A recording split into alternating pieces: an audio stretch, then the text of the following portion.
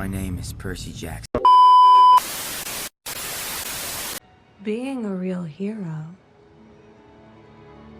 and standing up for others. Hi, everybody. So, how are we doing after the finale? We've had a week to chill. It's our first Wednesday without an episode dropping. So, um, we wanted to do a little Q&A about just, questions about the Percy Jackson universe and our experiences with it, and also just a couple of things that we thought we wanted to talk about with the end of this season. So, Basically, we got like a bunch of new people following us, and I know not all of you will have the time to watch 103 episodes that I think we did before the season even started. And so this is a good way to kind of get an idea of who we are, because I know there's a lot of people out there making content about this just to make it easy to find the people that you really want to listen to. yes. So I think the easiest one to start in the beginning that somebody asked us was just the beginning stuff of when we first read Percy Jackson, because that usually is the thing that people talk about. We talked about this a little bit on Tatiana's podcast too, but we read it in very different ways, I guess. Like I read it in 2010. I read it because of the movie. I think it's funny how many people started reading it or whatever because of the movies, even though they were terrible. They still, they did that. And so, yeah, I saw something about the movie. I think it was out on DVD or something. I saw it at Barnes and Noble when I went to Barnes and Noble one day when I went to work like an hour before I actually had to start work and was just trying to kill time. And I saw it Yeah. there and it was like, oh, I heard about this. And I remember seeing it and thinking, like, I had this idea in my head that it might be like, there's a lot of books that came out around that time that were Harry Potter, like ripoff sort of books. In the way that Yes. there's a lot of books that were coming out also around that time that were ripoffs of like Twilight and stuff. And I was like, I don't know if I will like this, but I read the first like 20 pages or so in Barnes and Noble and was almost late to work because I liked it so much. And I was like, whoa, this is already doing stuff that the Harry Potter books never did that I always wanted them to do. Yeah. And so I bought it then and read it then and then read Heroes of Olympus pretty much as it was coming out. I was one of those people that read the Mark of Athena and had to wait an entire year to see what happened next. That was absolutely horrendous. And so now you go about how you read Percy Jackson before I go to the next Yeah. question. So my high school sweetheart actually had very good taste in books, and he recommended it to me because I've always loved Greek mythology. And throughout high school, my public high school was one of the last in my area to offer Latin as a second language. So I started taking Latin my sophomore year of high school. And the mythology stuff is what kept me doing Latin as a second language throughout like college and stuff too. So when he read these books, he liked them because he had ADHD. And to be honest, I've shown Janet a picture before. He looks so much like Walker. It's crazy. It's kind of scary sometimes. But there was that's why he related to it. And so he introduced me to it because he's like, this is a thing we'll both like. You like mythology. You should read these books. And so I read them because of him in 2009. So I was like 19. And I feel like I came late to the fandom because it was right before The Last Olympian came out, but I hadn't finished reading the rest of the books. But I ended up, I always talk about this. I have all paperbacks for the original series except for The Last Olympian because they didn't have paperback yet by the time I was reading it because it was so new still. Which I didn't even know that was a thing until that particular time. But I was like, geez, my set is not going to be the same. Um, and yeah, so I read it then, broke up with a boyfriend in January of 2010. And that's around the time the first movie was coming out, if I remember correctly, because he had always been like one of those people, oh, we'll be friends afterwards. And so I was like, let's go see the movie together, like, I'm sorry we're breaking up kind of stuff. And he just ghosted me. So I kind of dropped Percy Jackson for a second after that. It was a little too weird. Yeah. And I'll say too, when I read them, I was very much old. In 2010, I was 25. And so I was nowhere near like the age that most people read it at. And that kind of goes into the second question somebody asked us of what resonated about it. And like they asked what resonated about it and what made you feel seen in the story. And so for Hmm. me, the reason why I like remember, so it's very rare for me to remember anything, honestly, from my life. And so the fact that I can remember so clearly, like reading it in the bookstore and like looking and like putting it down and just staring at it and then going to buy it is because um when I said that it does things that the Harry Potter books never do, one of the things I've talked about before is that the Harry Potter books, it was very weird reading those when I was in high school, which was the age that I was when when the movies started coming out and stuff, and the books were still coming out new.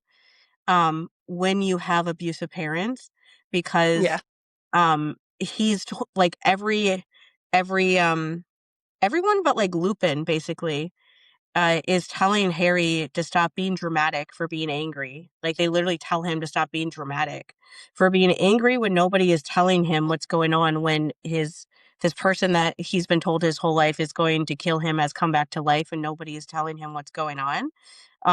Like the fact that people read Or the Phoenix and they're mad at Harry is an indication of how bad he is written as a character, because you should not be angry at him in that book.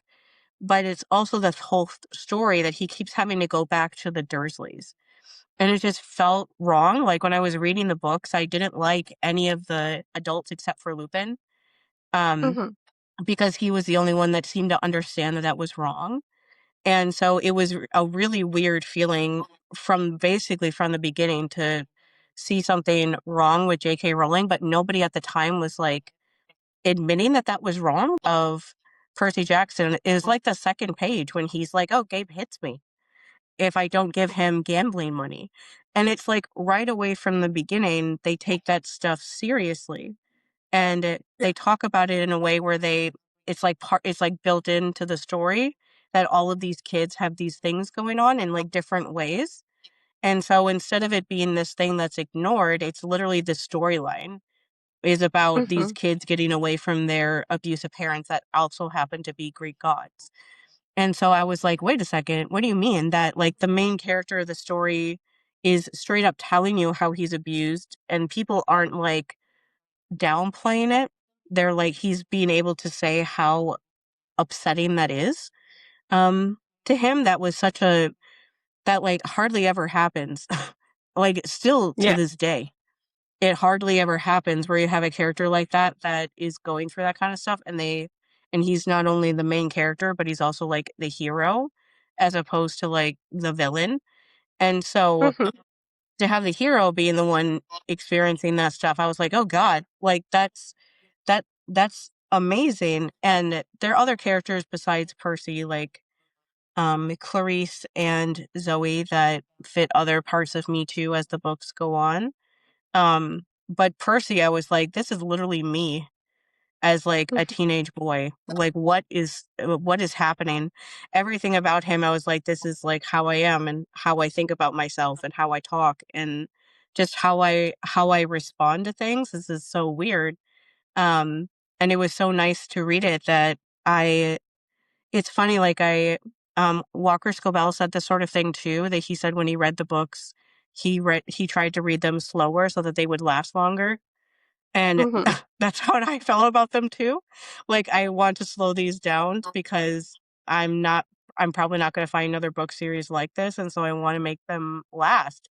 Like, I tried to make them last. I usually read things really fast when I like them. I'll finish like an entire series in like a week, because I don't want to have to, especially back then when I would use books to escape in. And so, um, I took like a year to read the first 5 books, which is a really, really long time for me.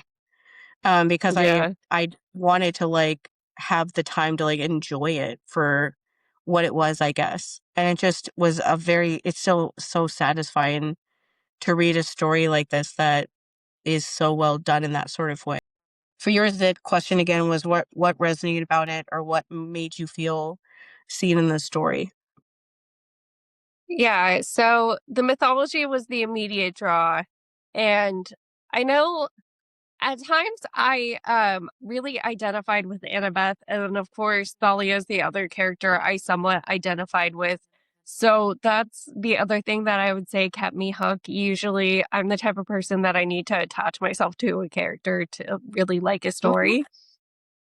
And so yeah, I love that it's a series too where you can attach yourself to multiple people, because of course I love Tyson and Grover, and like even on my first read, it was like, I loved the characters. I loved the world he built with it. And it was really cool to have someone actually do something with mythology.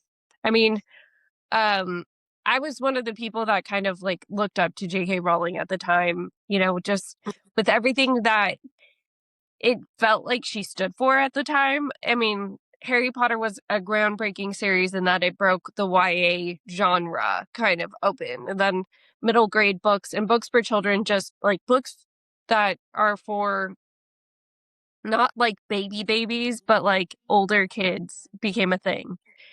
I think I jumped on it a little bit before it got popular, but it was the era where everybody was really into that type of fiction, where like everybody was looking into that kind of stuff. There's also a lot of YA dystopia at the time. It was Mhm. just like what everybody was reading, what everybody was talking about. And it felt like a niche one. I remember back then because I didn't really know too many people in real life that read it when I really think about it. Yeah, it still kind of feels it's not an it's like huge, but it still feels like a niche thing. I I used to say the sort of thing when we first watched the first season, and we were very like just started doing this, but sometimes I generally wonder like how much better the world would be if Percy Jackson was the thing that came out first instead of Harry Potter. Because the message in Exactly. Percy Jackson is such a better message of like, instead of it being like one person is going to save everybody because they're destined to do it since they were a baby, and if you kill this one person, everything will just magically be fixed somehow, even though throughout history there's every indication to show that that's not actually true or real, that taking one person out doesn't fix everything. But that's like the story of Harry Potter. That's why you never hear her talk about like the trauma of anything, because she just like doesn't even acknowledge that that would even have happened to any of these kids. Um Not really. Even though like you as the audience know, she No. doesn't really ever bring it up. But like with Percy, instead it's a story of him using his position of power to make little changes that then, as the books go on, inspire all the other kids after him to keep doing these like little things, to the point that the books that just came out are about Mhm, monsters getting to decide that they don't want to do this anymore, and showing up at camp and being welcomed in by people, mhm, and being like heard out and understood, and being called like mystics instead of monsters now, because they don't want to do it anymore, because they realize that they have like a choice and they can say no. That's something that has happened over time because of what Percy kind of started. That's the actual way that things can get better, is by like doing little things that don't seem like that much in the moment, because they're not dramatic. mhm. But that's actually the stuff that makes long-term change. Um, oh God, I just always wish that they could somehow have like switched places. because Rick would be he already does so much more anyway. But if he had that sort of position like she does, he would do even more than he already can, with what they're doing. But that's not Yeah. how it went. Like she came first. Everything she stood for was like everything that I was actually like wanting more of. Like there was also you had to be there at the time, like Tumblr era classic students time. There was kind of a thing happening too. And I feel like a lot of us wanted some sort of example of somebody who could make that into something cool, like, you know, loving classics, loving mythology and stuff like that. And yes, in a way, like Harry Potter kind of scratched that itch in a very small way, right? Like it had elements of Greek mythology. If you were a language nerd, it had a little bit of linguistics from the classic stuff. But Percy Jackson actually satisfied it, like in a way that that didn't, because it was like, let's go there all the way. Let's take these myths, let's make them real. Like people have been adapting the mythology forever. This has always been our stance, by the way. You can't tell us there's a canon. That people have been adapting the stories forever. And so having somebody do it in a modern setting was really, really cool. And just like watching somebody actually pull it off was really cool.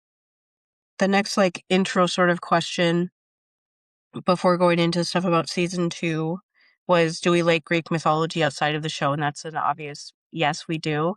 Like Manny Yes. just mentioned, she has a degree in these sort of things and was Yeah. interested in it a lot. That's part of what makes her like it.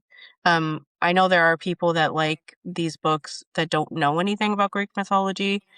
You don't have to, but we do. I always really liked it too growing up.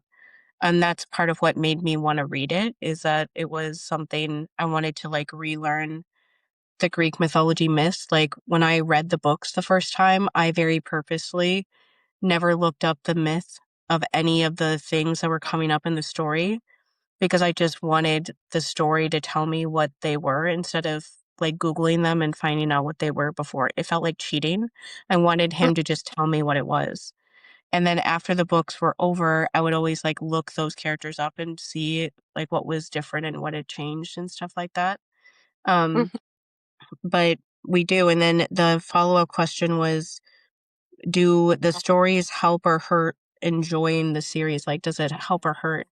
Um, Knowing, I feel like it always helps knowing the Greek mythology, because there's a lot of like, there's just a lot of like little things he puts in to the story that once you realize what the original story is, it helps. Like the number one thing I always bring up is Calypso.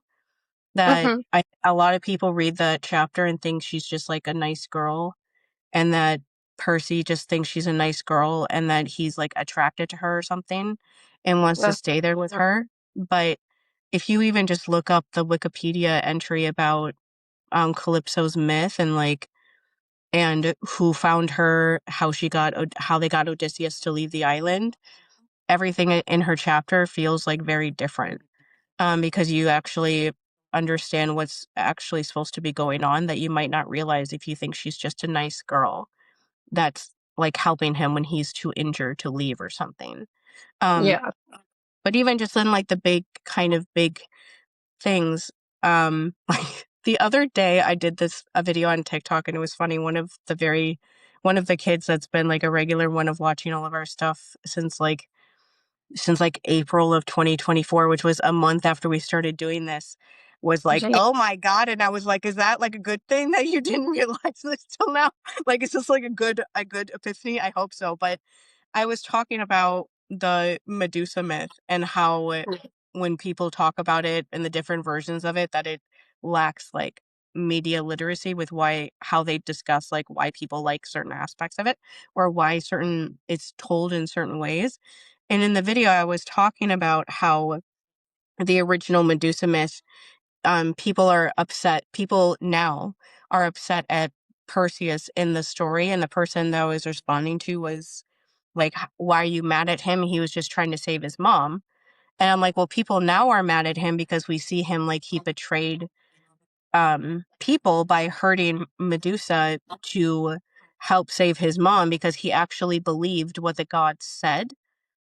And now you have and in the video I said, now you have a story like Percy Jackson, where in the first season or the first book, he leaves his mom in the underworld because he doesn't trust the gods by default, and he knows that they don't have the guts to kill his mom.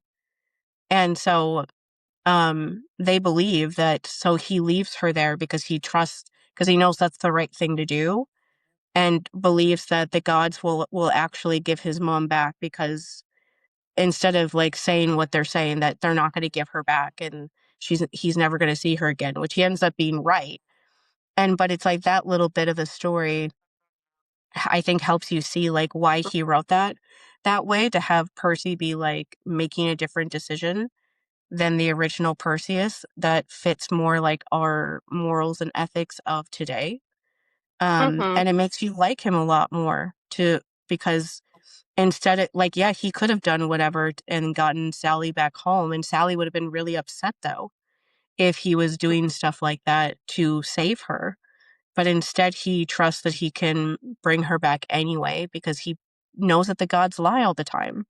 And that just makes you see the story differently. And so those little things just help you appreciate the story more. You don't need to know them, but I feel like it makes the story more fun. Yeah, so my opinion on like knowing the mythology and stuff is, even when you're like really, really skilled at this stuff, you can still get it wrong. So I had done 3 years of Latin by the time that I had started reading Percy Jackson. And again, my biggest interest in it was the mythology. My teacher was a like Miss Frizzle of mythology, about like sometimes with how animated and fun she made it feel. And so like with mythology, like, yeah, I knew a lot about it, but I look back on some of my notes and like especially Titan's Curse and like Battle of the Labyrinth, where I kind of made guesses at what was happening and I was wrong. So it doesn't necessarily spoil the stories at all. And then the other part of it is like, on the flip side, if you know nothing about mythology, Rick gives you just enough context. He gives you just enough of the mythology where you know what's happening. And there's never been a time where he hasn't at least explained things enough that it makes sense to why it's there in the world and what its function is. The other thing this person asked was what our favorite stories or parallels in Greek mythology are. And like the obvious one for me is I love the new Medusa myth, the one that the TV show did. I especially love the TV show version of Medusa because she just gets to say what happened to her in a way that like focuses on what she would have experienced in a way that feels more real to me when it comes to like sexual assault sort of things, when you consider the gods and the idea that there could be any consent. What my mother did to you wasn't a gift. It was a curse. You are loyal to your mother. Yes, You stand by her. always. You love her, Of course I do. and so did I. It's one of those things that when people are like, you can't teach kids about these sort of things in an appropriate way. And I'm like, that scene is exactly how you do it. How she is doing it with Annabeth, where she's just asking her questions. And they all understand what she's saying. She didn't have to say the actual words about what happened because they all know what they mean. To the point that the actors bring it up in interviews afterwards, that they know that's what that is. I would say Medusa's backstory, but there's two backstories. I would say I like this one more, but the Gorgon sisters one's also pretty cool. Yeah. You don't have to physically say the words if you don't want to, and they can still get it across, which is why I really like it.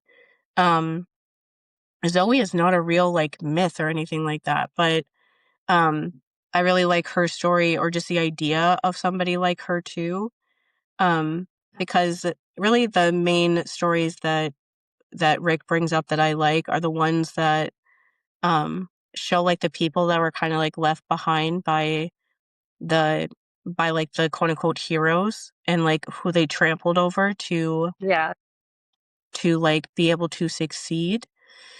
And so I think that's why a lot of the characters I like a lot, like Tyson and Zoe, are the ones that are like created stories, but the place that they were created from was the idea that the heroes like Odysseus and Heracles had to like hurt people like this in order to do what they did. They got all the glory, but like what happened to the people that didn't get that, and like from that were like trampled over so they could receive those things. But you probably have an answer better than me, because you know more of the stories or parallels or whatever than I do. I mean, the parallels in the story, that I like the best. So I was thinking today about Percy as an Achilles reference, but really only in the like Achilles and Thetis of his relationship with Sally, because here she is, the mom of this kid who has this huge prophecy over his head and having to deal with that. I love how the show's handling it, especially that they give Sally such a more active role early on, because she does become everybody's mom in the end, but like it took Rick a while to get there, it feels like. And so having her just start that now, like from the very beginning of this season of like Tyson didn't have to spend as much time on the streets, which automatically is a win in my book. Yeah. So I love that kind of aspect of it, that you can basically take this and they apply in so many different ways. Greek mythology is kind of one of those things, and similar to how when you're going through high school English and they have you read Shakespeare for the first time, they say like a lot of the times that we're still reading these plays because the themes are universal. Well, where do you think Shakespeare got his inspiration from? Like Pyramus and Thisbe. I feel like there's a myth. Or wait, no, Pyramus and Thisbe might be the myth that inspired Romeo and Juliet. I'm forgetting. There's a Greek myth that inspired Romeo and Juliet. I remember hearing about ones that they inspired him, because things had to inspire artists along the way. I was gonna say, just to like, because we're doing introductory things, what our cabins would be. Mine is Poseidon, and Mandy's is Athena, which Percy and Annabeth. Yes. That's what we got. And then we also both got Artemis, which is kind of like an unofficial one, but that also makes sense for us, especially me, because I'm asexual. So I was like, yeah, that'd be really easy that wouldn't even be hard for me to be part of like Artemis's crew. It'd be a little bit weird that there's only girls around, but whatever. I'll figure it out, hopefully. But that wouldn't be hard, and it would be kind of fun to be like in the forest talking to trees. I'm the person that like comes up to trees and says like hi to them or hugs them. Like I taught my 2-year-old niece to do that. And so now when we're outside in like the spring and the summertime and we're by a tree, she'll say, hi, tree. And then when we're like leaving, I'll say like, tell it goodbye. And she'll look at the tree and be like, bye, tree. And like give it like a goodbye hug before we leave. And I'm like, I'm so glad you're weird like me. And so that wouldn't be hard for me to be like in nature when I knew that I could never die and wouldn't have to worry about getting lost in the woods or something. And then the last question this page thing is, what changes would we want going forward in season 3? Yes. I don't know. This is I where thought about this. Well, okay. I have one, and it's like the very surface level one for us, which is why, like, make Luke a villain again. Make Luke a villain again. He needs to have something happen where he actually acts like a villain, because right now, like, What's going on? MLVA. Make Luke villain again instead of MAGA, the better version of that. But yeah, that is like the main thing, I suppose. Like put like almost like the attention is the best way to put it onto whatever he would be doing.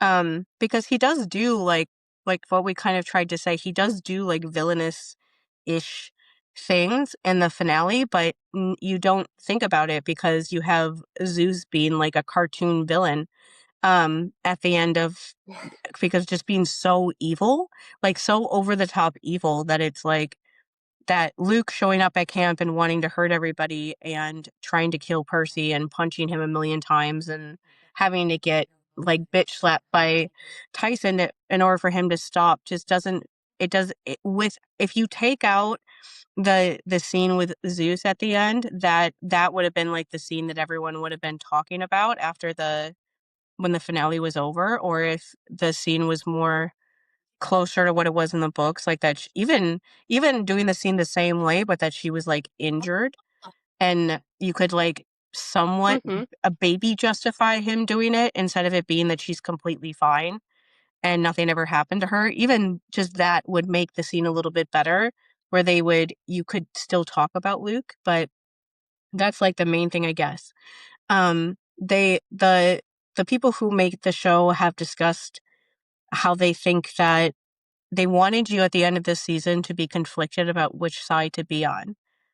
And that was clearly like their focus of what they wanted people to be feeling. And I'm not sure, like I've said this before, I'm not sure why they felt like that was necessary.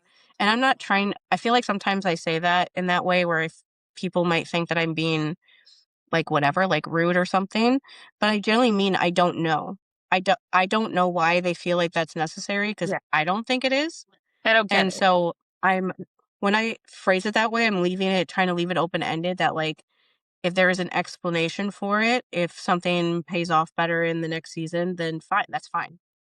But for where it stands right now, I don't know why they felt like you had to be conflicted about being on Luke's side or not, because people already want to be on his side anyway. Because people they just feel, for whatever reason, people in general feel very like uncomfortable is the best word I have for it, about abusers, and like they subconsciously look to find something redeemable about them.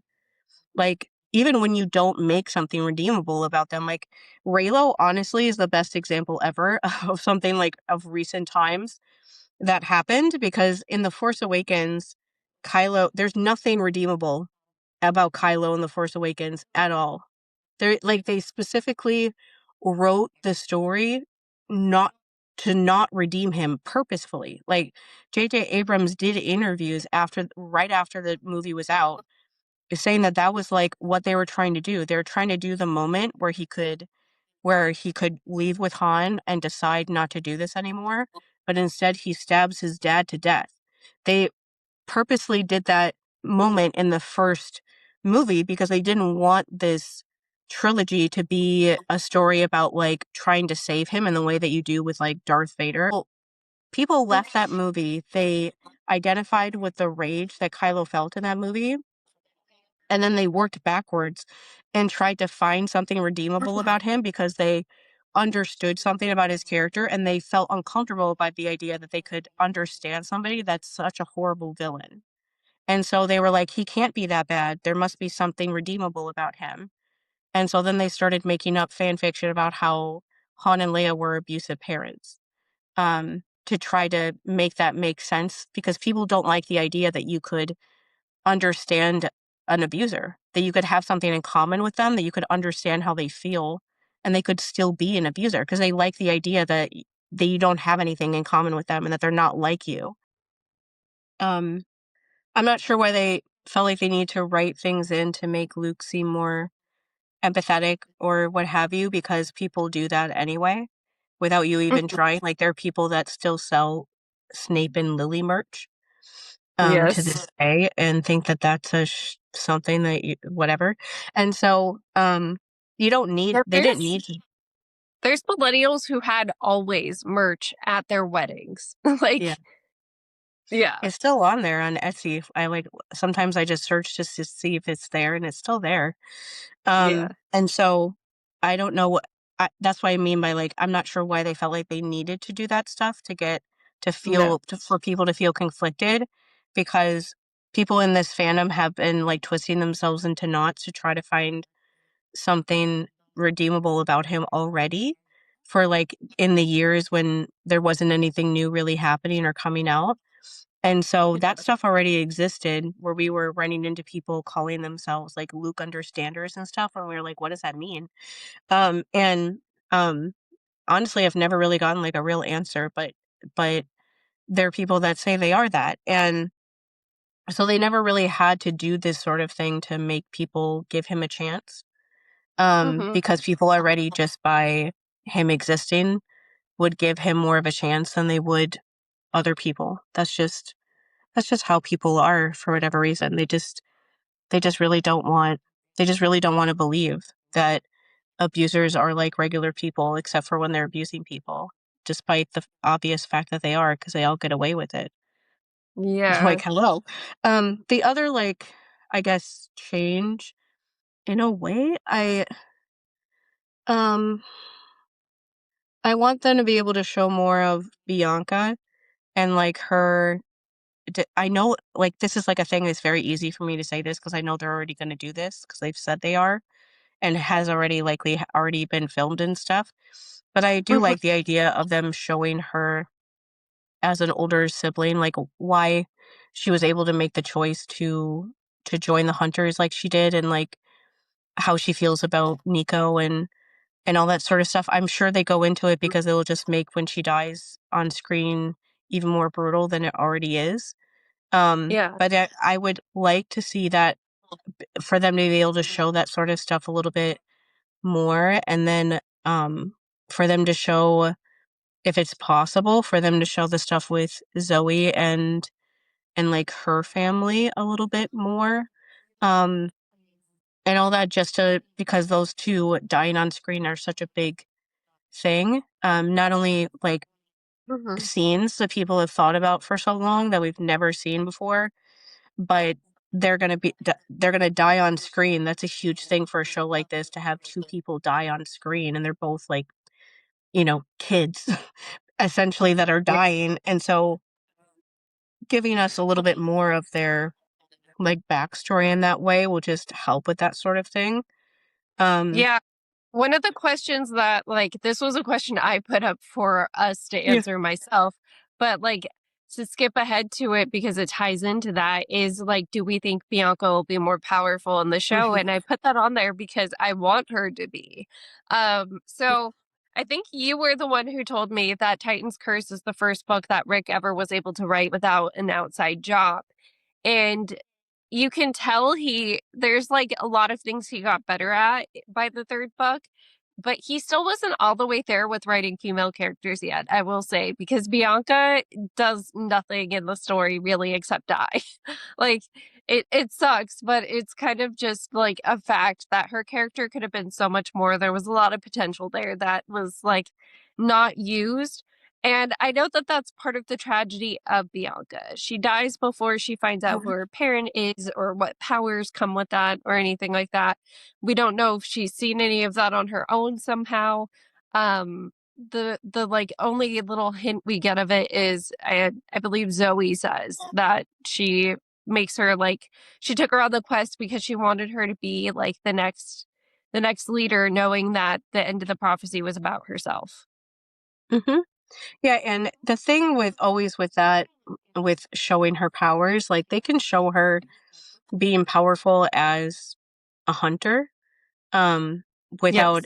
But the other part of that is, if they're kind of limited on how much of her actual power they show, because if they show too much, then they give away that she's a Hades child.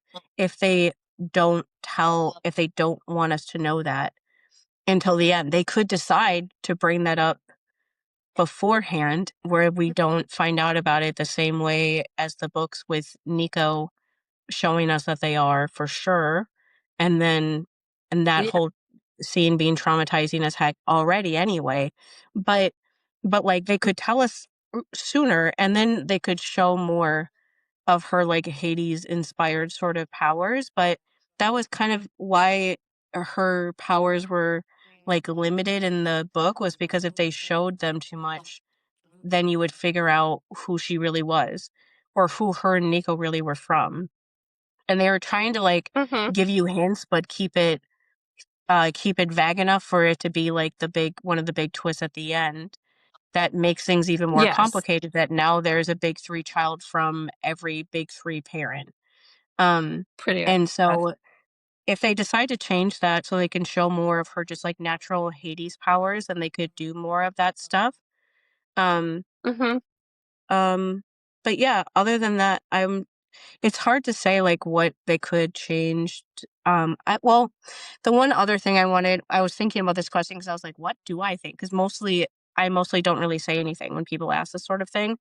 Um, the other thing I thought of was Alison, that I like Mm-hmm. the idea of them showing Alison on the Andromeda, and dealing with whatever the like communications are like with her and Kronos, versus Mm-hmm. when Luke is probably hopefully terrorizing Annabeth somewhere else. Um, it's if they were going to do this thing that I know a lot of people are kind of hoping for with Allison, like the reason why I wanted her to survive season 2 is because I have this hope that she could be somebody who starts changing her mind about being so hardcore Mm-hmm. for Kronos as more time goes on. Because a lot of the stuff that she does in season 2 is she's wanting Luke to be hardcore, and he's not Yeah. doing that yet. And so she's mad at him in this season, like, bro, what are you doing? Because he's not doing the things that the leader of Kronos' army should be doing.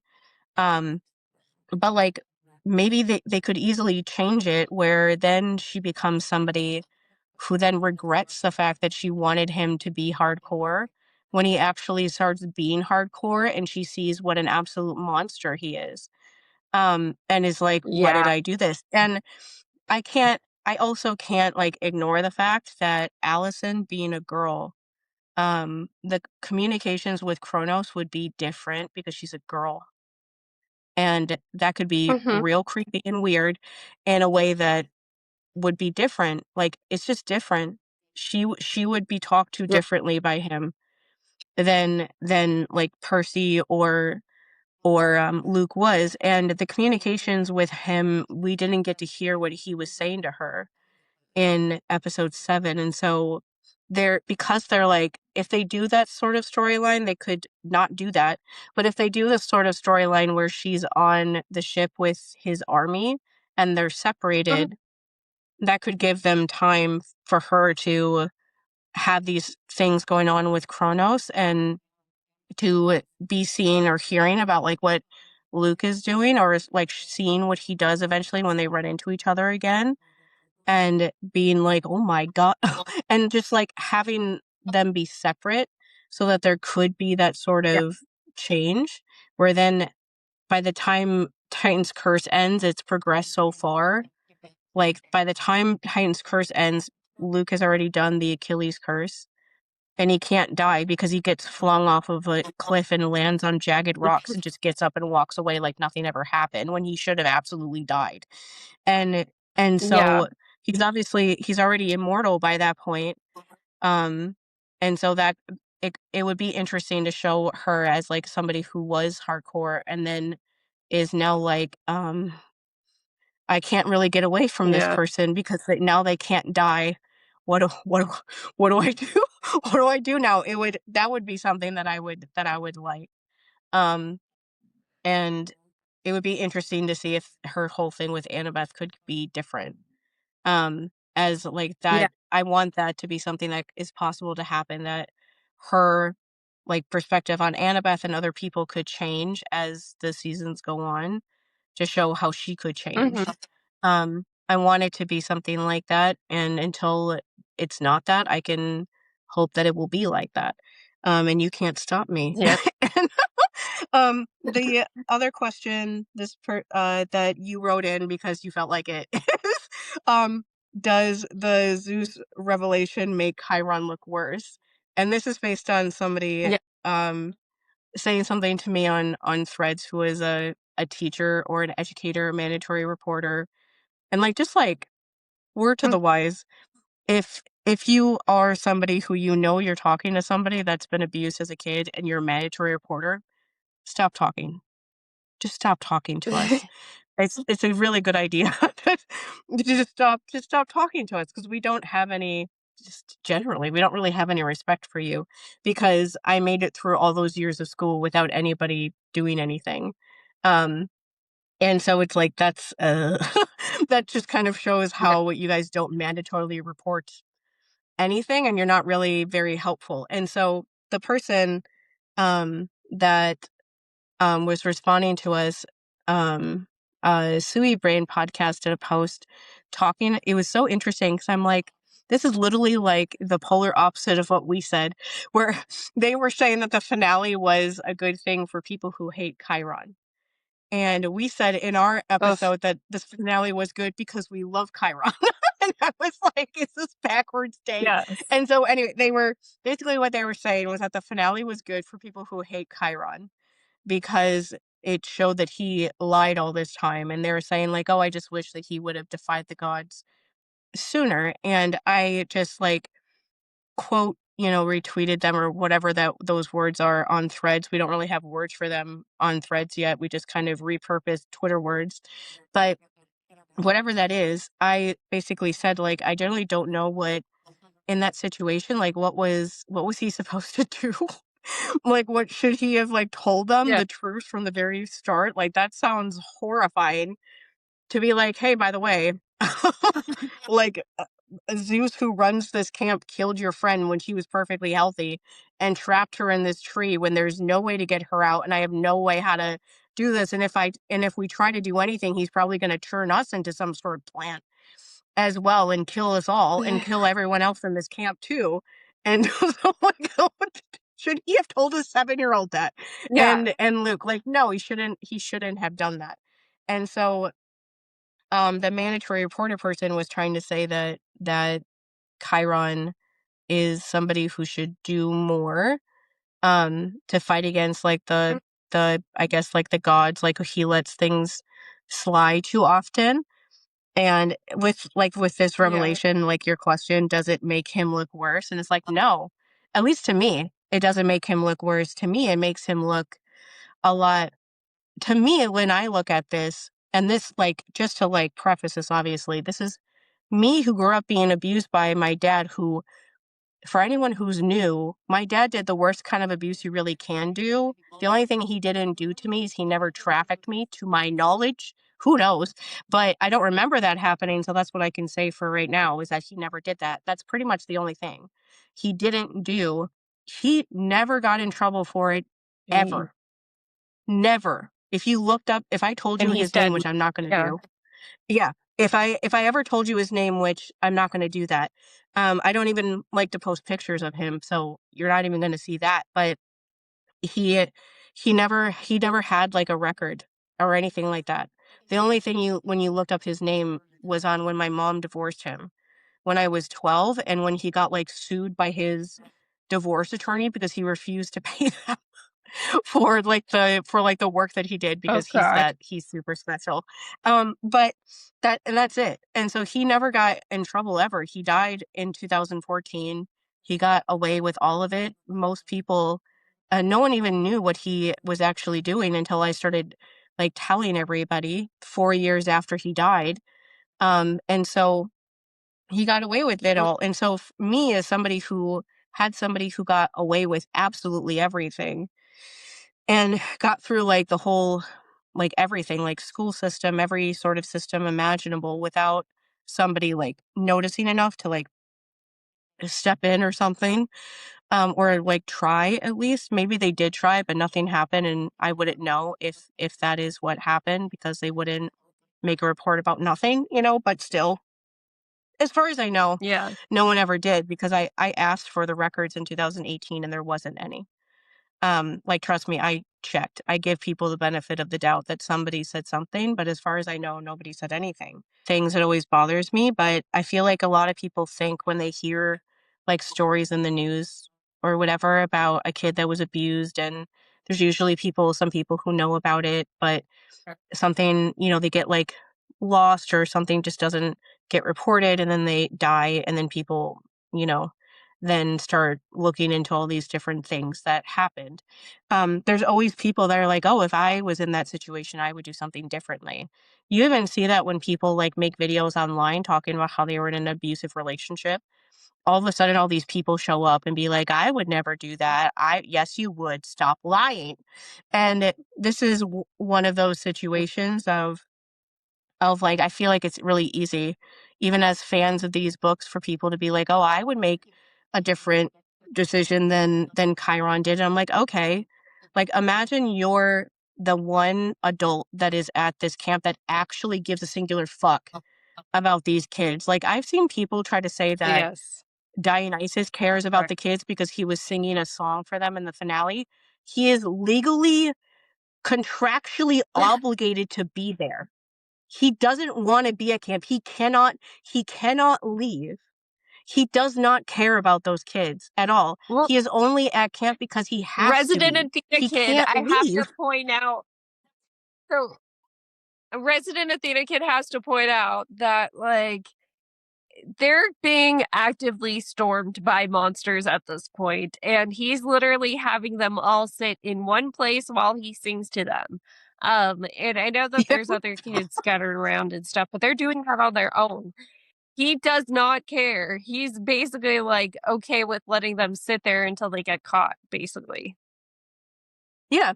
And he's even telling Percy, like, oh, you guys have to work these things out yourself. Like, he does not care. And so Chiron's the only person there that actually cares. The gods don't actually respect Chiron. They don't want him there. They kicked him out of camp for no reason in this season, in the first chance that they had to get rid of him, because they don't care about taking care of their actual kids. They don't want somebody there that actually cares about them. They want somebody there that will be mean to them, like Tantalus, that won't treat them like people. And they don't want him there. But as the person that is there, it is like a literal skill to have to talk to people who are harming children. You absolutely know that they are, because not only do you hear the way that they talk about their children, and like he would hear how the gods talk about their children when their children aren't around, because that is his job as the person who is the in-between person in this camp, is that he speaks to them for them and talks to them, and then is the one.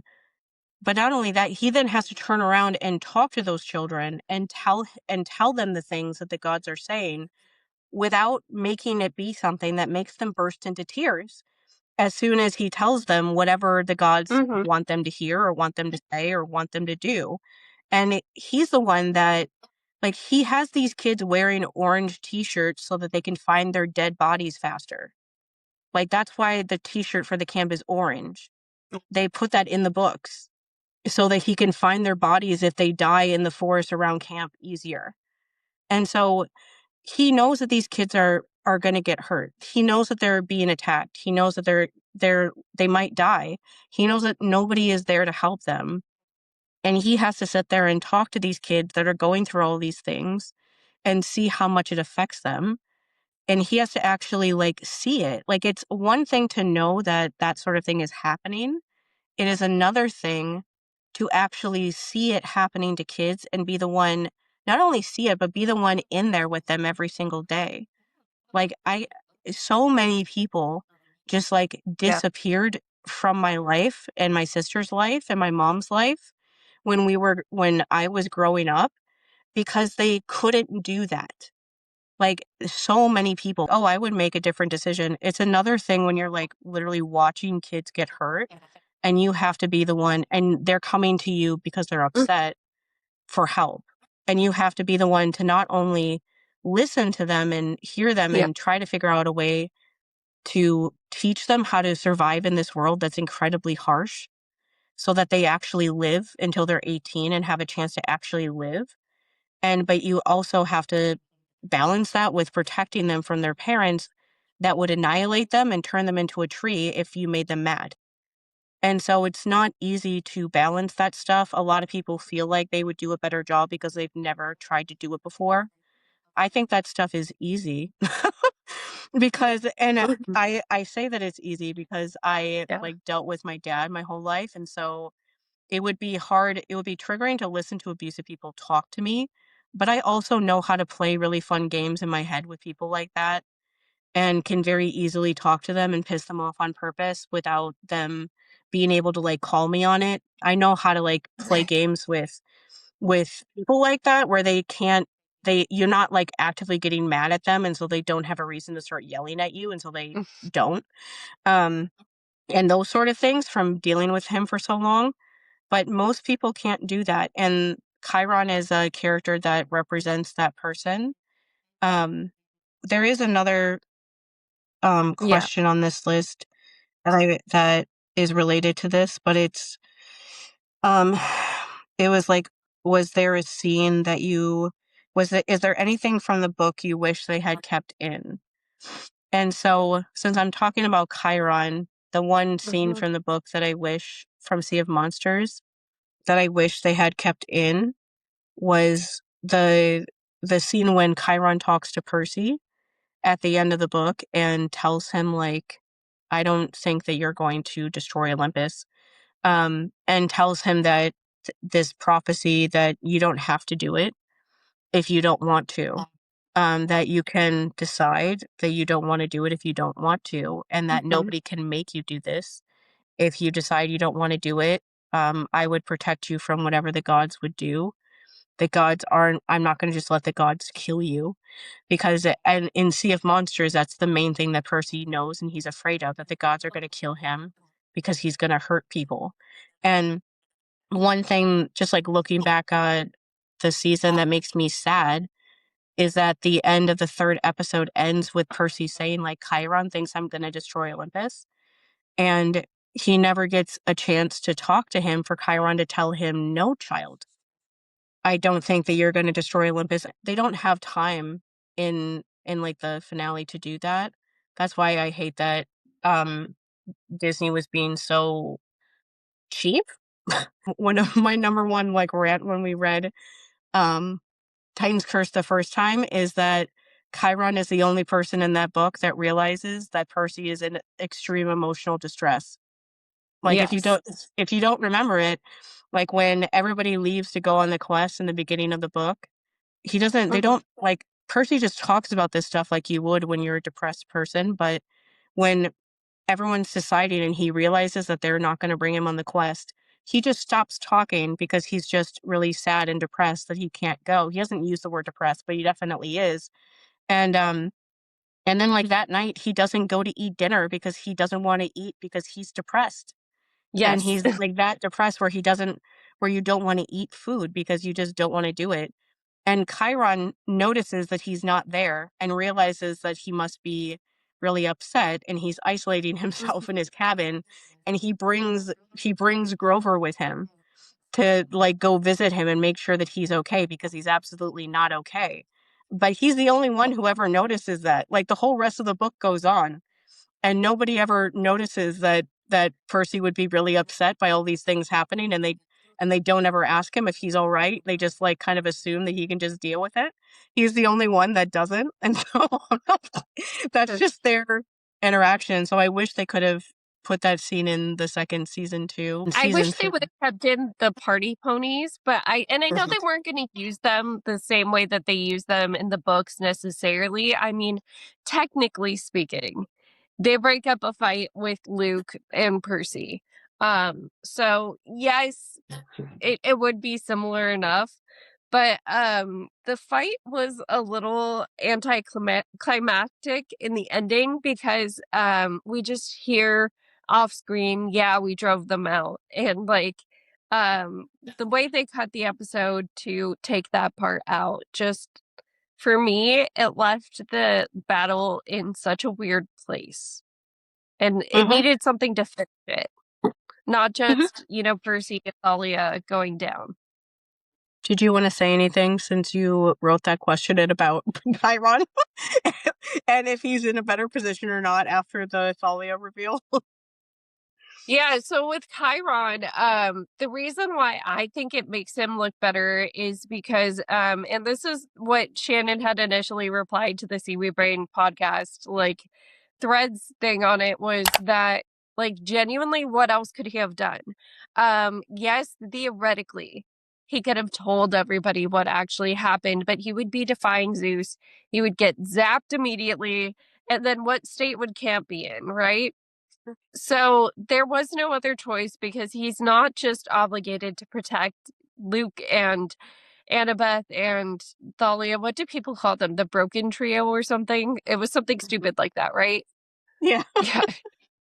So he's not obligated to protect just those three over everybody else. He has a bunch of other campers under his charge. It may not be as big as when Percy gets there, but there's still other campers that he has to worry about and take care of and stuff. So that's kind of like my thing with him is I get why he would go along with what Zeus said so that he doesn't die and he can take care of all the kids. And like, yes, it's this horrible secret that honestly, it seems like it kills him that he had to keep it. Like, I didn't get the impression him telling it like, this was an easy secret to keep. I liked keeping the secret.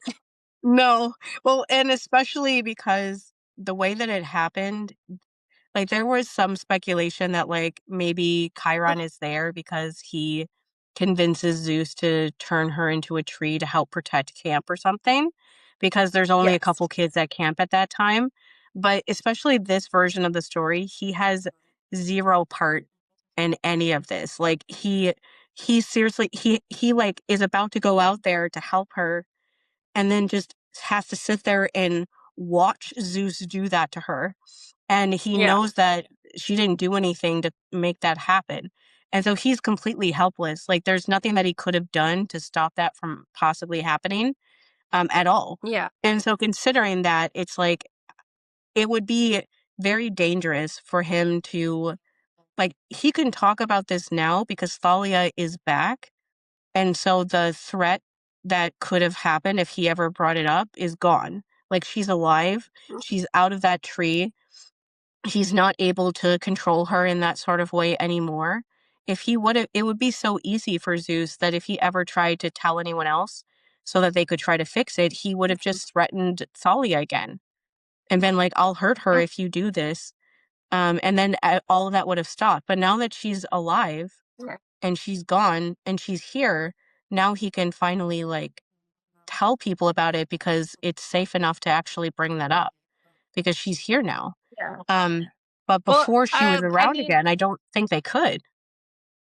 I actually see it like it's actually so dangerous right now. He has to bring it up. Like that's kind of the way that I saw it. Of he knows that this way that Kronos wants to use Thalia is so dangerous that like he needs to warn them. Hey, like this thing happened that kind of unfortunately legitimizes the idea that she would be more on Kronos' side. So you guys have to know. Like that's part of why we hated the change for that like part of it.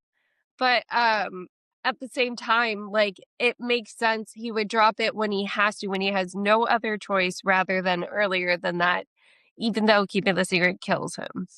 Yeah. When I say it's like safe for him, I mean it's literally safe for his like aliveness for him to say it, because it's like the prophecy is happening right now.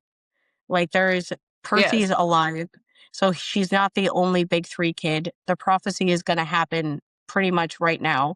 She's alive again, and so he can say it now because all the things that Zeus was trying to stop from happening is already happening.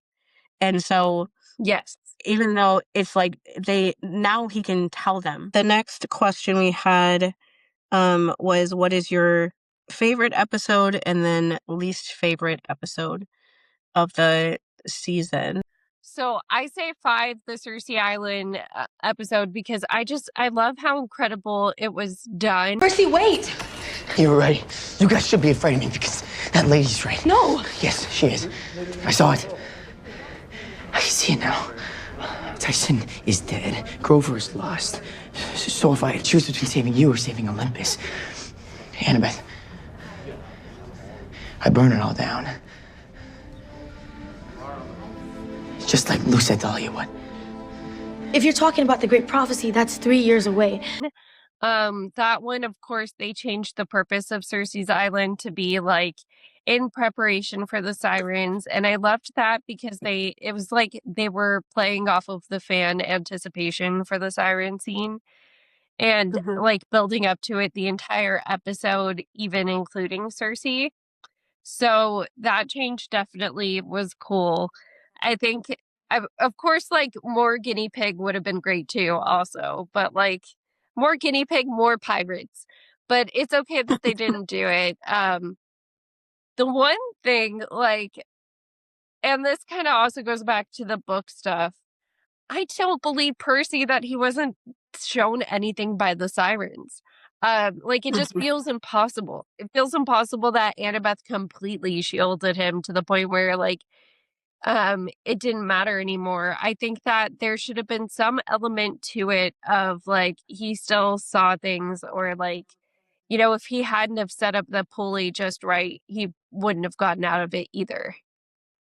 Yeah, honestly, me being like a Percy person, I feel like he saw something, but he just it doesn't want to, he's not ever going to tell anybody, and I don't even think he himself would think about it, because I do this where I'll see something that is like very upsetting to me, and I'll see it and I'll like read it or something, and then I'll just ignore it, and I just like actively won't think about it until it comes up a couple more times, and then I finally have decided that this is the time where I'm actually gonna like talk about it or deal with it, because I have to. And so I even just do that about like stories I see in the news. Sometimes I see things that upset me so much that I just act like I don't know about it and don't tell anyone that I know about it until I see it a couple more times. And then I come to you usually and tell you about it because I actually want to talk about it then. But I'll just ignore it sometimes for like days on end because I just don't want to deal with it. Yeah. And so I feel like he saw something, whatever that something would be. Like you can make guesses. Like to me, like Percy's thing to me probably would be, I would imagine him seeing like Poseidon actually like wanting to like get to know him, like just for himself as like the thing that would like get him in, and then having people help him. And by that I mean like ask him if he's okay, like ask him about are you sure that you can handle this stuff, do you need help with this thing, without him having to ask for help first. I went back and forth, but I'm going to say my favorite episode was episode 4. I went back and forth between episode 4 and episode 5 too, but I'm going to go episode 4 just because I really like a lot of the character work that was done in that episode. I have to make him proud. A lot of the stuff we do because of our parents. Whether we know it or not. We're our own people too. The Clarissa and Percy scene is like one of my favorite scenes they've ever done. And then especially the ending shot of all of them just like looking at each other as the boat is disintegrating and having like no idea what to do. That's just such like a human sort of thing of like they're all trying so hard to find a way to succeed while all these things are up against them, and they want it so bad, but it's just like falling apart around them, and it's not their fault. It just happened. And so I just love that feeling, because you leave that episode just feeling so much for every character. Even Thalia, you like with the flashbacks, you care so much about her. and what she went through, that it, like, I cried for like hours after that episode was over because of just how good all of the character work is in that, where you're like when you watched that episode, you screamed when the when the credits came up because you're like, why isn't any here? And Yeah. so it's just written so well that it balances a lot of really big things, but it like grounds it all in like real human emotions. And like other episodes made me cry, but that one made me cry in like a, even though it was hard to see like how Annabeth and Thalia were affected by things that Luke was doing, it just felt so good still to get to know them more and get to really see who they really were. What's your least favorite one for this season? It's so hard because I feel like I said with like the last 3 episodes that it felt like that was bad time to be a Luke hater. All 3 of those had those aspects to them. So it's hard to say which one's the worst. Part of me wants to say the finale just because it wasn't long enough, because it feels like the story, whatever they had to cut to make the mouse very happy with like their runtime, it made the story not make as much sense. And so I feel like I could be with the changes a lot more had they got that longer runtime. I would say episode 7, just because I really don't like the ending with Kronos and Luke. It just ugh. And so many, literally all of the changes in that episode happened to make Luke more sympathetic. And so it was frustrating watching, and that is the shortest actual episode of the whole season, is that episode. And so it was frustrating watching it, wishing that it could have happened the way that it seemed like was going to happen, but suddenly changed at like the last minute. Because I still wish that we could have seen those scenes. Like, I still want to see a scene of Luke trying to recruit Annabeth. And it's like confusing to me that we never got to see that, because I feel like his character really needs it. And I was expecting it to be then. And so that's the one where I left, where like there are things in it that I enjoyed, but the Luke stuff kind of like overshadowed the rest, where it felt like it like affected the other storylines too, because of how much focus they put on his story, I guess, in that episode. Okay, and then what was your favorite and least favorite character this season? My favorite, I was having a mental collapse before we started, and then I was like, this is our podcast. I don't have to choose just one if I don't want to. And so my favorite character, I'm gonna cheat and say 2, Clarice and Tyson. Their storylines were so good, and the like Dior and Daniel were amazing in their roles this season. Like, the people that thought that Dior couldn't pull it off sound like absolute fools right now, because she was absolutely incredible in this season, and both of them had such amazing character arcs. Like, even though I can sit here and say I wish that we had more scenes with them, purely just because I like their acting so much that I didn't want it to end. Their story arcs are so well developed that I don't feel like they're lacking anything. Like the finale scene with Tyson is, oh my God. And with Tyson and Percy is absolutely perfect. And the finale scene where Percy's talking to Clarice after everything is over, and they're like friends, and he's like, give me a shut up, Jackson. And she says it, but without like any of the anger that she usually has, just to like keep them like normal. While everything is so like abnormal now, was just it was so well done. That I honestly can't think of anything you could do with those characters to improve their story. Because they were just so good.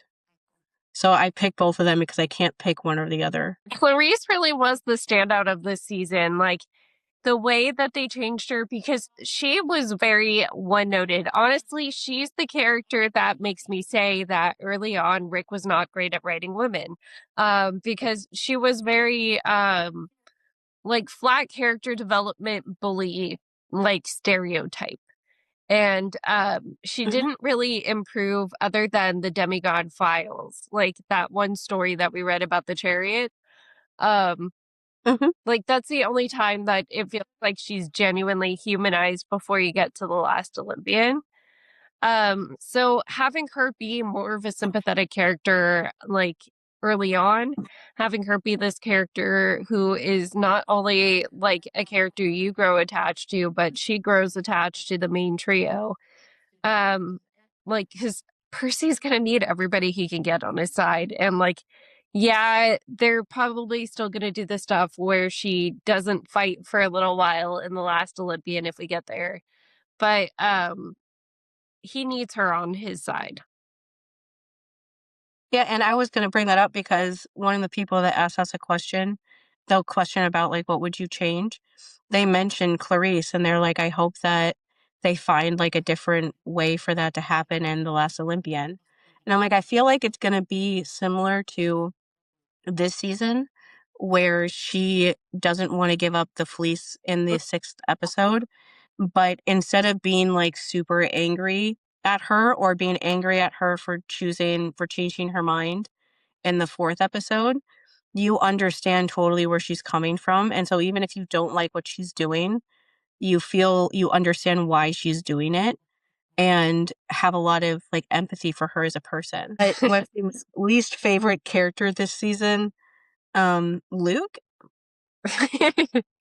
That's the only one I can really say. Like Alison is aggravating as a character, but to me, she's a reflection of Luke. And Mhm. so that's how I see her, is that she's a reflection of what Luke's leadership is like.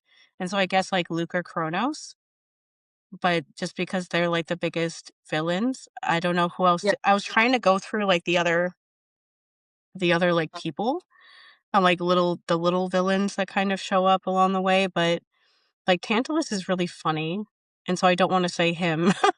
And so that Yes. he's the only one really. And I thought that the actress who played Cersei did a really good job Mhm. playing her like girl mom, like boy mom, girl boss, MLM boss babe self. And I loved how Yes. they did Polyphemus. So I can't really say them either. And so they're the only ones I can think of.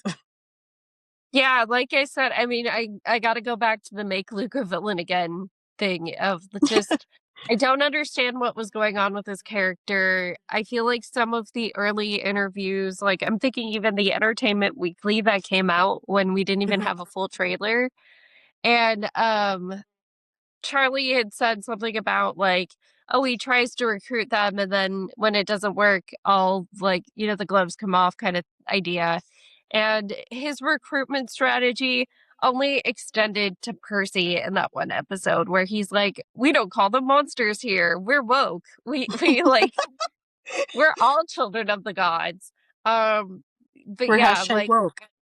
yes, he never had a specific one for Annabeth. Like, and it's not necessarily I need this man to groom her harder. It's more just he didn't make a case at all. Like, other than, oh, we don't want Camp to get too much hope because then they're gonna fight back. Yeah. That's like the thing with Luke. And that's why I said I didn't like the 7th episode the most, because that's Mhm. where things like that should have been. Yeah. And it made sense for it to be there. Like that's where you would want that to be in the story. Mhm. Instead we have a scene where Luke is like talking to her about, and they're having a conversation about Thalia, but like she's just manipulating him, or not even manipulating him. She's like distracting him so that Percy can go steal the fleece before he notices. And so that's she's not really even listening to anything that he's really saying exactly. Like yeah, she's trying to get through to him about Thalia, but he doesn't. That's when he should have done stuff like that. Um that's when, and like he kidnapped her to do that, right? So like it's weird that he kidnaps her to do that and then Mhm. does it. And so Yeah. that's why that episode is so confusing. It's because has so much of a focus on trying to like make you feel bad for him. And so he can't try to recruit Annabeth, because if he did, then you would be upset at him for doing that. And Annabeth would be upset at him for trying to get her to join and all this sort of stuff. And so it Yeah. just doesn't happen. Well, I'm trying to think. It says, what changes did you love or hate? That's pretty much what we just said. We pretty much liked all the changes except for the ones with Luke at the very end. That's and I didn't like the Thalia one, but we already explained like why. But all the other changes are fine. I don't have a problem with any, or we don't have a problem with any of the other ones that they did. Yeah. I mean, this one's a petty one, but why is Scylla a crab? Why isn't Scylla a six-headed monster anymore? It's like a crab with these little claw thingies. That's just the one, and it has tentacles. I just don't get that choice. But okay, we'll roll with it. It's not that important. What changes that I love were, I mean, the addition of Alison in a way was great because it gave us this character to focus on in the like rogue demigod group that we could like channel our hate into, especially with them softening Luke. But let's see. The changes that I would say that I love the most are, it goes back to Clarice being the best character, of just her actually being a character and not just like this stereotype anymore. The way that her story is now a story of her finding friendship and the power of friendship and what it does for you when you want to be this lone ranger who only does stuff for yourself. And some of the changes they did with Percy and Annabeth this season I liked, with them talking about the prophecy and like the stuff that they did in like the first like 5 episodes. Really, I really liked that stuff with them, where they talked about how they felt about like things, how Annabeth was scared about him dying and felt like she had to somehow stop that, which is impossible to do, and him trying to tell her like you can't do that, and them just going through all that stuff and trying to help each other. You could see like why they care about each other a lot, and why one day it turns into a romantic thing, even though it's not at all that right now. You saw them like work through conflict and stuff like that. And so I liked all those things, and I liked how Tyson got to be more of like a straight up protector of Percy by like literally throwing Polyphemus off of a cliff and getting. I really like the change that he beat the shit out of Luke. That was super great. That Yeah. video, I have it on my phone and it just like replays over and over again if I don't hit it, of him smacking Luke in the head with like the trident and him just going flying. I love it. It's like the best. This is the best thing ever to watch him do that and help Percy back up after all that, because no way are you going to touch Percy if Tyson's around. And so making that more of like a pronounced part of his character was a really nice change too. I didn't have this on here, but I wanted to add in the question of like favorite Percy Annabeth scene of the season. And I thought of like 3 different ones that are like not at all connected, but it's just the ones that stood out to me, which are the ones that probably most people wouldn't necessarily think of. Like it's probably not the ones that most people think of as their favorite ones, because it's the ones that I like. But I like if they're like separate scenes, but they're them doing the same thing. It's like Percy in episode 4 when he's talking to her and convincing her that that Thalia does care about her, and that she did actually know her, and that Luke is not right about that, and all that kind of like making her feel better about that when she feels like everything is wrong and she doesn't know anybody anymore. And then the other scene like that to me about her doing this similar sort of thing with Percy is when she realizes that she's been turned into an animal and at Cersei's island and does the whole speech about Sally and says like the thing that makes me really mad is imagining him not coming home to her and turns him and helps turn him back. It just shows how well she knows him, that she realizes from seeing Yes. like the water that she knows that he's in there somewhere and that something happened to him. And even though she doesn't know why or how, she just and admits something like that in front of him too, that sometimes I'm jealous that his mom is always there for him. But you'll be damned if you're going to be the reason why she never gets to see her son again when she's actually a good mom. I just really Yes. like that. And the scene of them like interacting weirdly, like other than that, I say weirdly is because it is kind of a weird thing for me to like, but it's the scene at the end of the second episode when they're like arguing. But I like that scene because they're like working through, insecurities. Percy is so funny when she's like, I didn't like being human, and he's like, did you watch Jaws?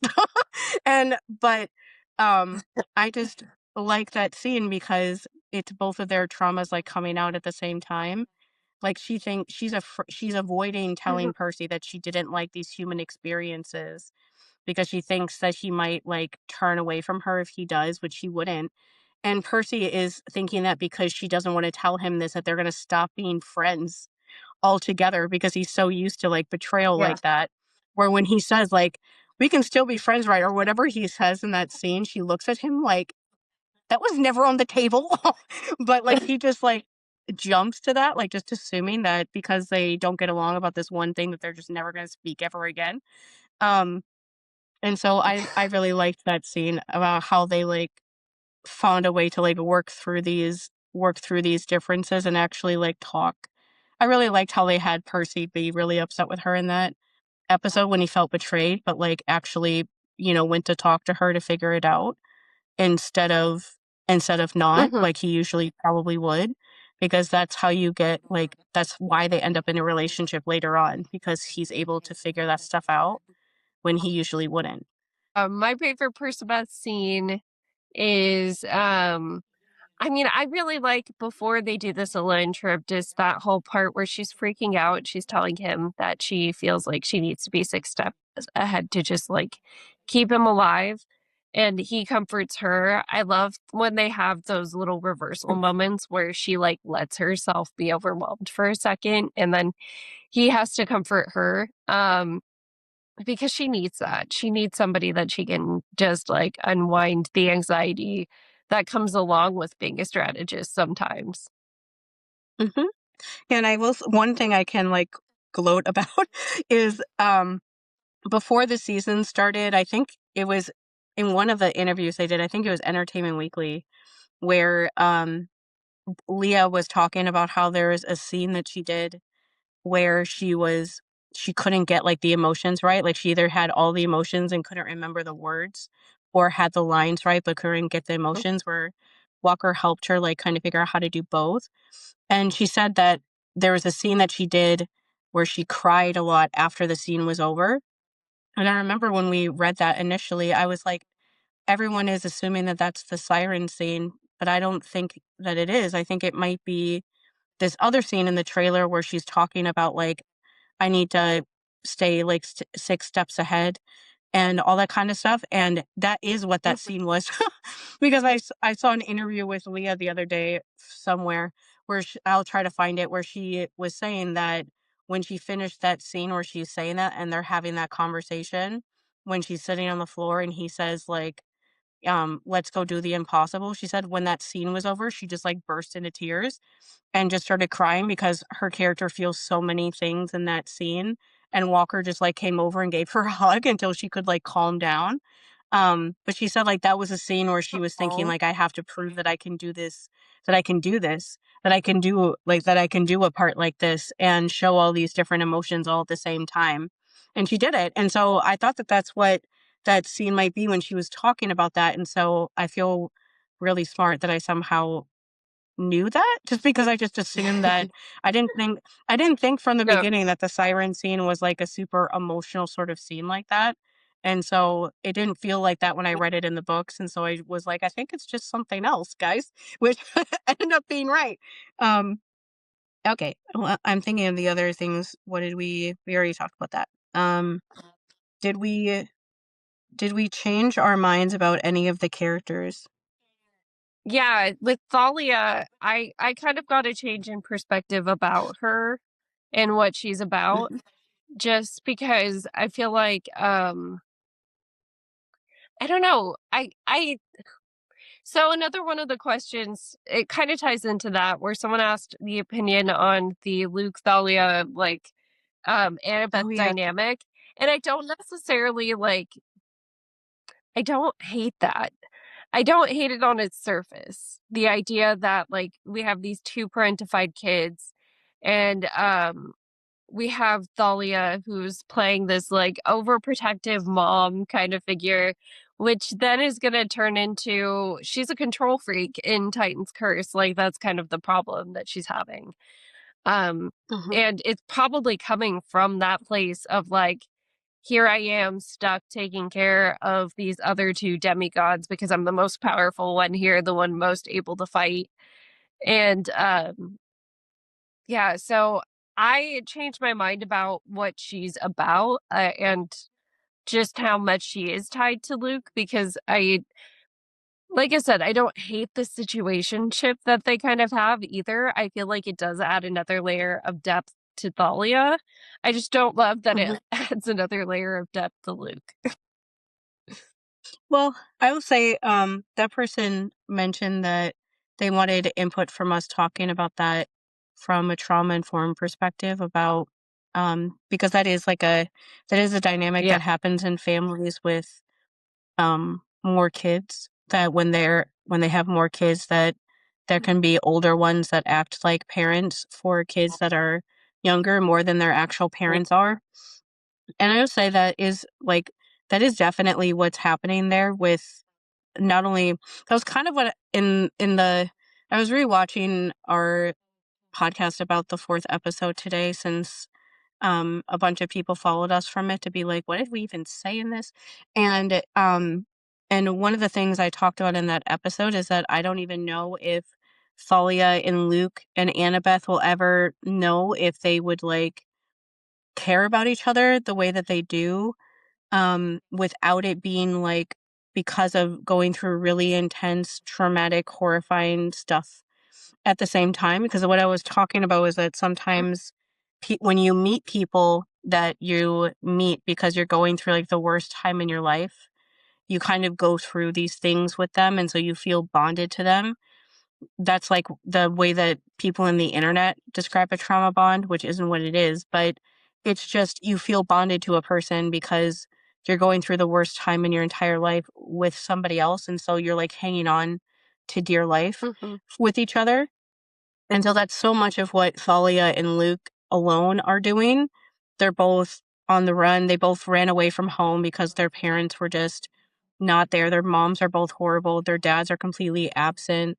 They're out on their own trying to figure out how to like find food and stay safe and find places to stay and just like basic level of survival. Like when you are homeless like that or just so poor you don't like your basic needs are never met. And so that is all you can think about all the time. Like when we first started this podcast, I was unemployed, and for the first from like March until like December of 2024, I every single day I would just sit there and think about if I had enough food to like feed myself, and if I didn't, how I was gonna get some.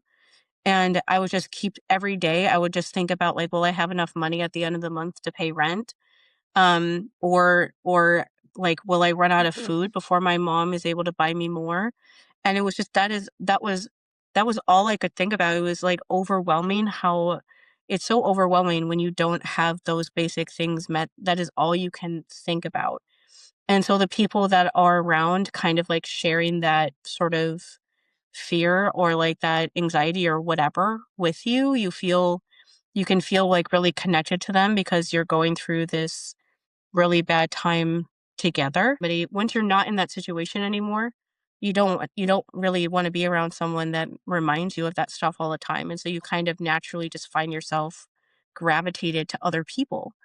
And so it makes me wonder, like, if things would have been easier for them, if Thalia wouldn't have had that happen to her, maybe that would have happened and they would have been able to have a break, because I doubt that Thalia wanted to, like, be a parent to a 7-year-old girl, even though she cares a lot about Annabeth, obviously, and loves her a lot and wants to help her.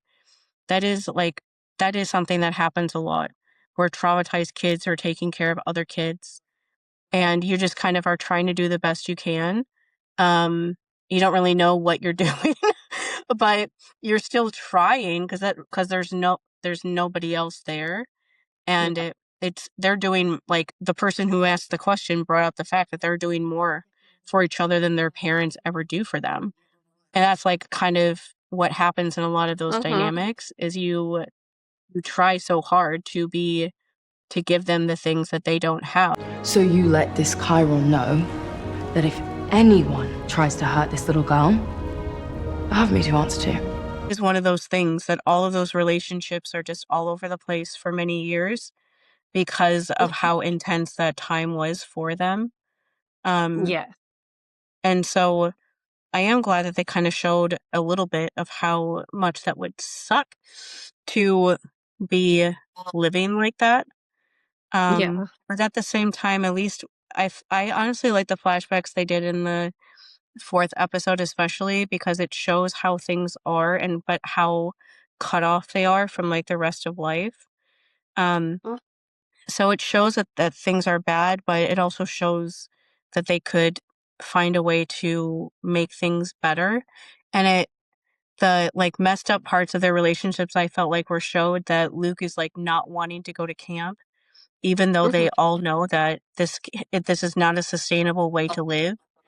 There's no way that it is, and that they're being offered a way for them to feel safe again, and they see that as dangerous because they've been living out on their own in this very isolated way, like repeating the same sort of stuff that happened to them growing up. And it's like, you have to leave that, though, in order for your life to get better. Yeah. And um and I think it's like it's a whole, like, character thing, I think, of Luke, to think that he thinks that those years were the best years. Like, he tells Annabeth that he wants her to run off with him later on because he calls those, like, the good old days. And, like, that Yeah. is, like, fascinating from a character standpoint, that he thinks that's the good days. I had added the question on there, like, do we think the Annabeth, like that Annabeth will have a crush on Luke like she does in the books? And part of why I put that was because I didn't know how else to word it, but you know how there's almost this pseudo love triangle that happens in the books with, like, Luke, Percy, Annabeth. Mhm. And the changing of the dynamics between Thalia and Luke, it feels like that's a substitute for it, that, like, now he's going to have an age appropriate kind of situationship happening with her rather than the weird grooming situation he had with Annabeth, because reminder, she is like 7 years younger than him. And Yeah. yeah, so I do think that they're going to skip some of the aspects of it being like a crush, and it's more like, this is my brother, this is my sibling kind of energy. Um and yeah, like with Luke and Thalia being parentified, it is one of those things of just, I think that they saw so much of themselves in Annabeth, like, because we don't see them actually finding her like we know happens in the books, because that eventually gets revealed of the story of them actually finding her, like hiding in a dumpster, coming out swinging because she's been followed by monsters so much, pretty much. Mhm. And like they identify with her immediately because of that. So the fact that they take care of her, it's like, well, I wish I would have had this kind of energy. Mhm. Yeah, like, I wish somebody would have taken care of me like this instead of me having to take care of myself all the time. Um, Yes. yeah, that's just a very, I'm almost, like, weirdly interested to see if they do any more, like, flashback scenes like those in other seasons. as time goes on. I hope that I don't know. The whole thing with Luke and Annabeth is always creepy and inappropriate to me, even if they don't make it explicitly like she has romantic feelings for him, just because it's always very enmeshed. In that sort of way, like where she feels responsible for his feelings and he is like using that to try to get what he needs from her. The other question I saw in here was if we would want anything from the fandom to be included in the show going Yeah. forward. So there was something that I've been talking about with people for the last couple days, and it's mostly inspired by rewatching the last couple episodes with William. He actually literally just finished the season today. So with the dream stuff. Okay, so in Titan's Curse, the book, there's this part where they explicitly say Kronos is using dreams to manipulate people to join his side. In episode 6, I believe, Percy says, "My mom says dreams never lie." Now, one phantom theory is that Sally has the ability to see through the mist because she was an oracle candidate. And so when I was trying to put together those two things of like, wait, so Percy was told dreams never lie, but also dreams are being used to manipulate by Kronos. So like, what if Sally's just never experienced that? What if Sally's only experienced prophetic dreams that actually do come true because of whatever oracle power she has from being able to see through the mist? It's possible. That would be fun. I know I said that to you already earlier today when you told me, but I think it is interesting that the idea that Sally thinks there's truth in dreams because her dreams usually have some truth in them. And that doesn't necessarily mean that there are truth in everyone else's. Like, I don't think that Thalia is going to kill a bunch of children at camp or anything like that, or join Kronos, but like the dream that Percy had that was very obviously meant to turn him against Thalia and not see her like an ally, and instead be afraid of her, which definitely worked. And so, because how could you not be worried about that, you being wrong about something like that? But yeah, I do think I know people have been talking a lot about that sort of thing ever since, I can't remember the name of the book. One of the ones that just came out where, the one with Akate in it, where they do this little side storyline that Sally almost like worked with her or something. That Percy's in like her house in that book and finds something with his mom's name in it and is like, "What the?" and asks her about it and says, that she was doing like witchy things like that when she was younger and could have joined and could have like worked with her, but just decided not to. And so ever since that, people just like think about that with Sally, and think about like what that could mean for her as we're going through the books and stuff. I almost like wish that she wouldn't have dreams about what Percy's doing when he's on quest, because that would be really hard to be having dreams about what your son is doing when he's in all this danger and you can't do anything about it. You might not even know. It's better not to know, honestly. Even with Tyson, it's better not even to know what Tyson's doing because he's also in danger. But Yeah, I'm trying to think of other. I have I an don't even know what. unpopular one. Hmm. So, okay, here's one that it's simultaneously popular and unpopular, right? Because a lot of people, like, it's split who people ship Clarice with. Like, some people ship her ultimately with Chris, and some people ship her with Selena. And when it comes to the Clarice, like, Chris ship at this point, the man has tried to kill her now. So at this point, I'm Team Selena because, like, I feel like there's not. I know they live in a different type of world where that kind of stuff can happen, but I'm sorry, I'm not forgiving him for that. I'd rather her go and have fun with Selena. but she can't. Like, that's the thing with that whole Yeah. storyline. I generally have no idea what people want. Like, Selena and Yeah. Charlie have to happen. They have to happen. There's no way that they can't happen. They have to happen. And you can't do a storyline where Selena and Clarice are together and it's like acknowledged in some way without making his story less. Like, you can't make his story less. That's It's not right. possible. The story falls apart completely if you do that. Like, you can't do that. You have, like, Beckendorf deserves that. Like, his character is a great character. He deserves to get his storyline being done the way that it deserves.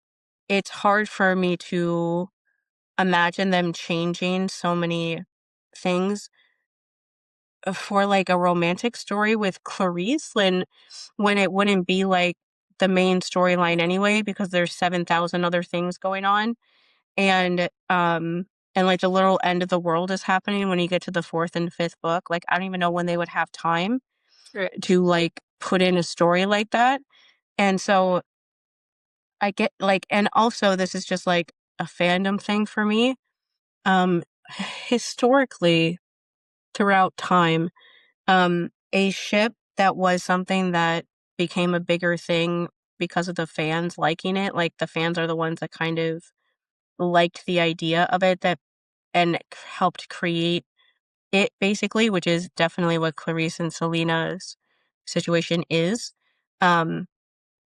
It usually doesn't go well when it's made canon. That has never gone well when it's made canon, because fans don't have control over it anymore.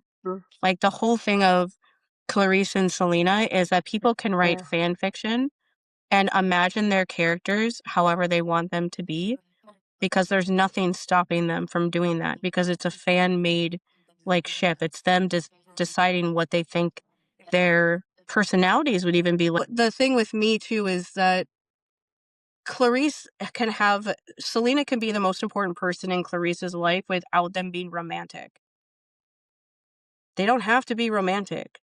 True. Like, she can just be asexual. Do you know that we exist as people and that our lives have a lot of meaning, even though we never have sex with anyone, or that we don't want to, or that we don't feel like the desire to do that, and instead show the love and care we feel about somebody in a different way?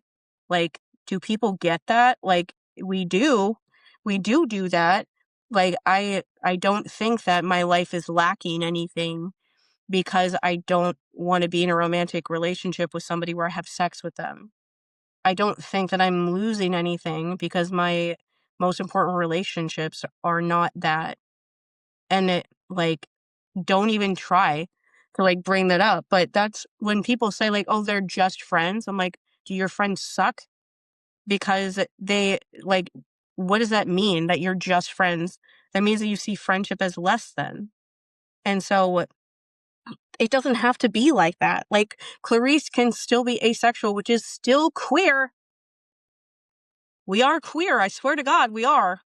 Like, don't even start with that. But like, she can still be queer, still like have feelings for Clarice and Selena without it having to be like overtly romantic, I guess. I mean, this was fun, and maybe we'll do another Q&A sometime just to give you guys an idea of like what we're all working on. I have no idea what we should do next week, but William and I are planning a Dungeons and Dragons kind of shorter session that we can do that's Percy Jackson themed. We've started that. Maybe we could talk about the character building on the show. I have no idea yet, but I just made William finish the season and told him like we'll start building out character sheets and stuff. So we're in the planning process of doing something like that.